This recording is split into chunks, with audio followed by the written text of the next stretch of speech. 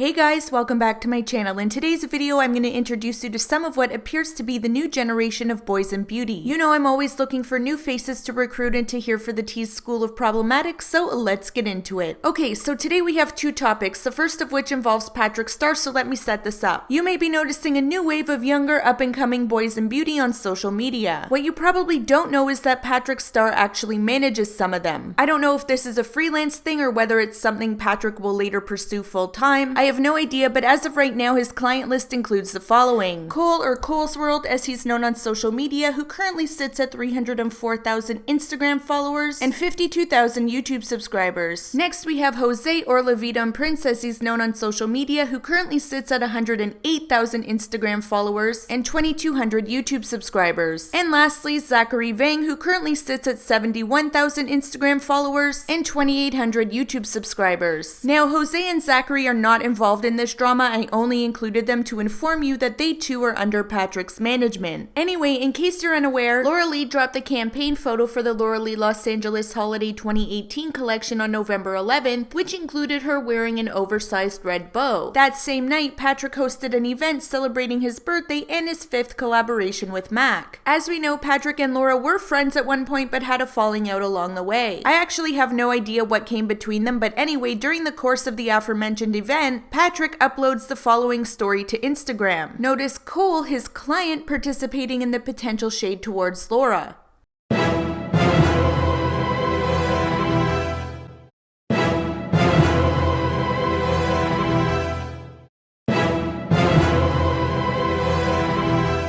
Now the other two boys are Michael, or Morphine Love MUA, and Carlos, or Makeup by Carlos. To my knowledge, they are not under Patrick's management. However, I do think that they look up to him and likely view him as a mentor. Ordinarily, I would say sure, this could be a coincidence. However, one day later at the November 12th launch party for the Morphe and James Charles palette, it was confirmed to me that Patrick asked Nikita Dragun if she would participate in directly shading Laura in his upcoming music video. If you guys recall, back in 2016, Patrick and Laura used to do a comedy show together on YouTube called The Brenda and Shirley Show. Patrick played Brenda and Laura played Shirley. I have never in my life dealt with a girl like this.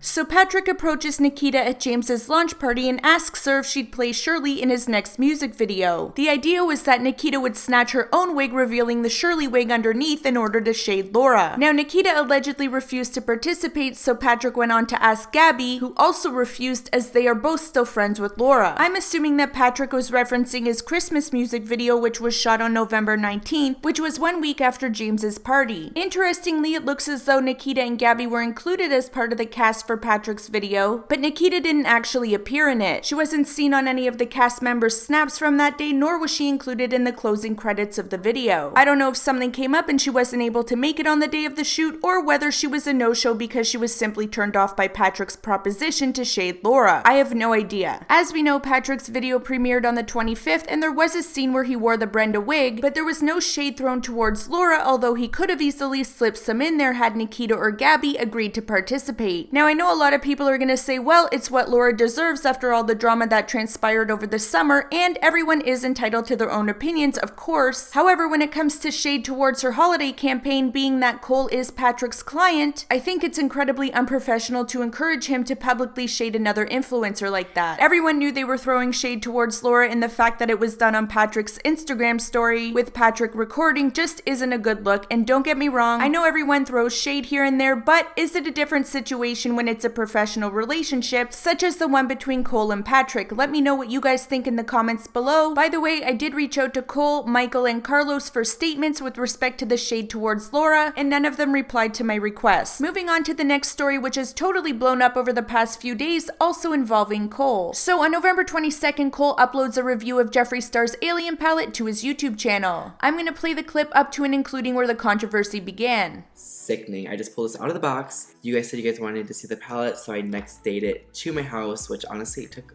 a few days, which is weird because I paid, I think like 20 bucks for shipping or something. I don't know, but I was kind of like, what the fuck? Don't forget to subscribe to my channel, hit that bell, like this video, and leave me a comment. Without further ado, let's jump into this palette. So just opening the palette, I'm honestly shook because there's no like bubble wrap. Ooh, but this is the palette. It is a very nice leather, faux leather, I'm assuming. I love that alien font. That is really, really, really cute. I love the pink. On the back, I'm living for this little spaceship. I think that is so adorable. Oh my god, this palette is so pretty.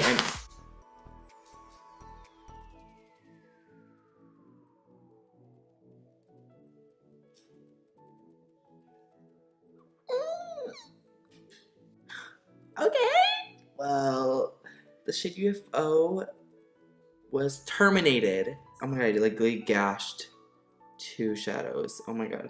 But yeah, so just looking at the color story, disregarding the gashes and the shadows, and the shadow literally just falling right out. Okay, so Cole holds up the palette and the shade UFO falls out. Now, these things do happen, however, when you slow the video down, you'll notice a few questionable moments leading up to the aforementioned. So he says he just pulled the palette out of the box, which I'm assuming to be the box it was shipped in, and he goes about the review as if it's a live first look at the palette. The first red flag is the fact that there are gold fingerprints or smudges on the back of a palette that allegedly hasn't even been opened yet. The second red flag is what appears to be gold eyeshadow on his finger before the pan falls out of the palette. Here's a clip at regular speed followed by slowed speed. Oh my god, this palette is so pretty.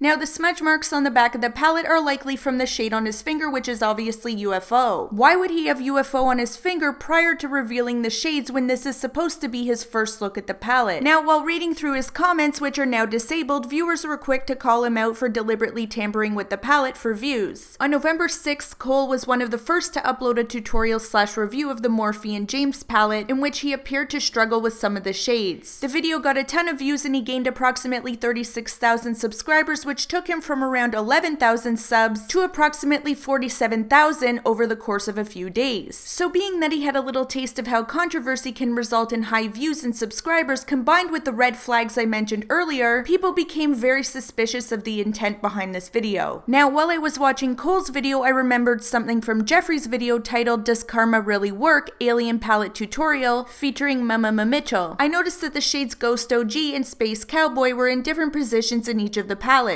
I believe Ghost OG is supposed to be the grayish shade and Space Cowboy is meant to be the maroonish shade, so it appears that the issue is with the palette Jeffrey's holding. Anyway, I only bring this up because I wonder if there was a known issue with the pans or whether this is just a coincidence. I looked around YouTube and didn't see anyone reporting that their pans were swapped or improperly secured. However, during Cole's livestream last night, someone commented that the same shade fell out of his palette as well. Cole messaged the commenter today to expand on his experience, and he said that when he opened his palette, the shade UFO fell right into his lap. Other than these instances and a few reviews from people who received their palettes with gash marks in certain shades, which does happen occasionally with every brand, there wasn't a whole lot online in terms of people reporting defects with their palettes. Now, Cole didn't address the drama until 2 days ago when the story blew up and he began to face more and more backlash. On November 25th, 3 days after his review went live, he finally broke his silence via Twitter. He said, "Okay, I wasn't going to say anything, but this is ridiculous. In my most recent video, I reviewed the JSC Alien palette. When filming the video, the shade UFO fell out. The first time it fell out, I pushed the shade back in because this sometimes happens with palettes. I thought to myself, I'll just refilm this part, so I did. It happened again because there was no glue on the shadow, meaning it can't stick to the palette. In brackets, no big deal. That is why there was shadow on the palette and my finger. People are saying it was planned for views, which is ridiculous. I decided to keep it in the video. There is no tea, and I don't blame people for calling me out. I understand. I am upset because people are trying to paint me out as a liar. Your trust means everything to me and I would not jeopardize it." He went on to say, "I'm not going to try to explain myself to people that want nothing but drama. Period."